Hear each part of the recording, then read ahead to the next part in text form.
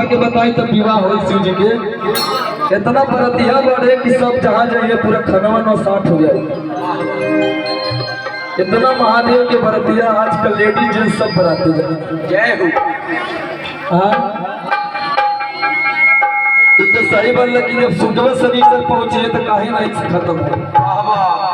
भोलेनाथ के सगरी देवता से लेके राक्षस सब महादेव के मानत है, सब है मानत। आई कि सब सावन में जलवा जय हो। हर चढ़ई बेकरी कि भोले बाबा के अलग जगई बेकरी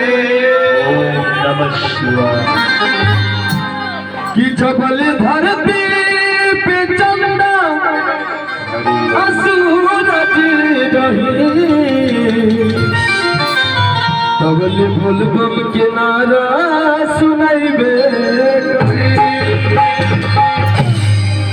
अब की साल बाबा धाम में हमारी के मंच लगल है। एक बार खाली बोलत रहने की गोरखपुरिया बम एकदम हाथवा उठा के बोल बम बोल शंकर भगवान की जय। रैया में बोला क्या खाओगे तो कहे बोल बम, क्या पढ़ोगे कहे बोल बम, कहे क्या सुतोगे कहे बोल बम। मतलब जितना भी आवाज निकले खाली बोल बम। हाँ सब में खा के कहे कहाँ जाओगे कहे बोल बम।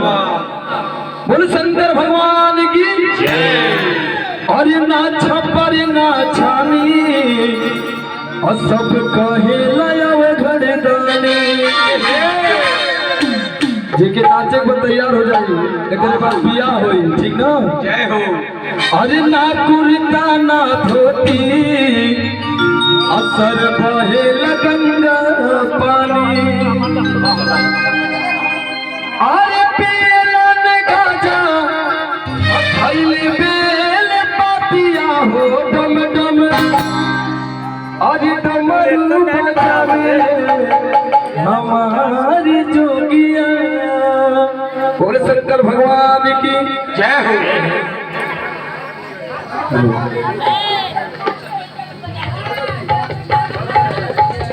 ये मल्लू भैया चला दो भैया अरे देर के होता।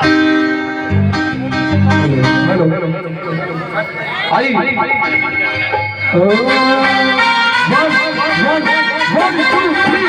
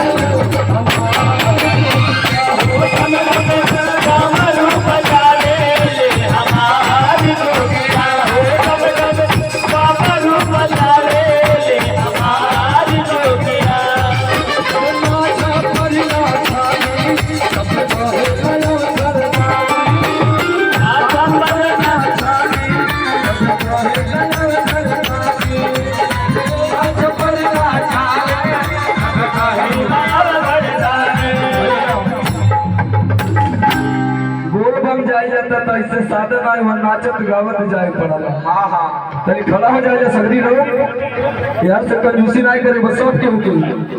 भजन में महादेव के दरबार में जे नाई नाची जिंदगी भर नचई पड़ी। वाह वाह। और 11 बजे में आप लोग को झांकी का दृश्य दिखाया जाएगा। झांकी का भी आयोजन किया गया है। एक बार महादेव के नाम पे खड़ा हो जाइए। बोलिए शंकर भगवान की, बोलिए बाबा बैजनाथ की, बोलिए मैया पार्वती की। सब जो तैयार बा भोग बन जाए के।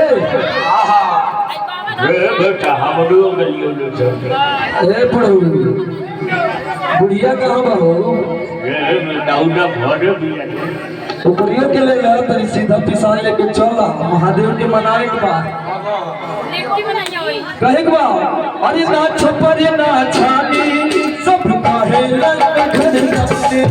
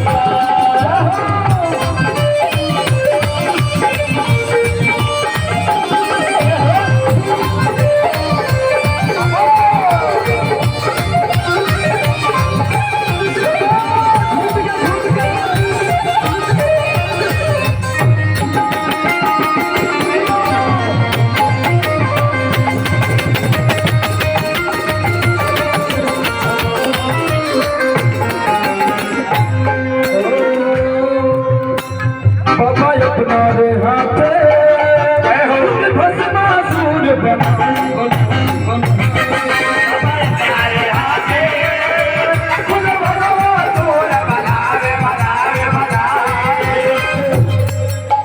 बोले शंकर भगवान की। भोलेनाथ जितना भूत प्रेत बारे सब नहीं के गढ़ल हो।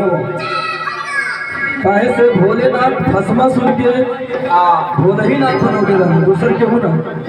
अच्छा भस्मासुर वरदान पा गए कि हे भोलेनाथ हम जगरे सर पे हाथ रखी हुई भस्म हो जाए। जब महादेव आशीर्वाद दे डाले भस्मासुर के तो भोलेनाथ के लगन तारे की अभी नहीं जराती।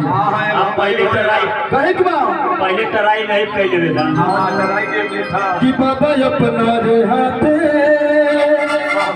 तुझे भस्मासुर बनावे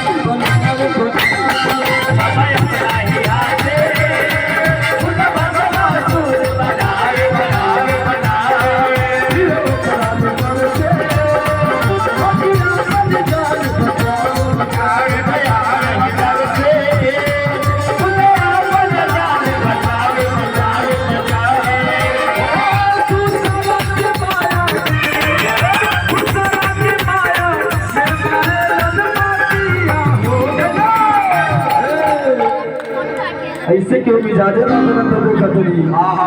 यही रूप में दो बार चले नाचा था लेकिन सब नाचा झूम के फोटो में डम अब एक मिजाज ना बनता फोटो में डम गीतों में डम